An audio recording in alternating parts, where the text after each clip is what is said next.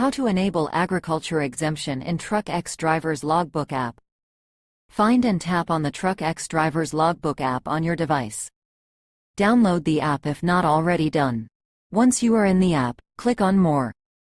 Tap on Exemptions to enable any exemption.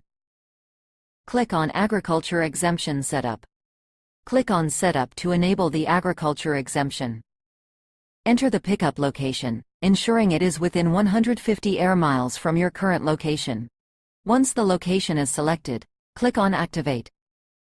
A dialog box will appear. Tap on Yes. Yay! The agriculture exemption is now activated, and you will see the message Agriculture Exemption active at the top. The home page of the app will also display the status as off-duty, since this exemption keeps the status as off-duty until 150 air miles when transporting agriculture commodities.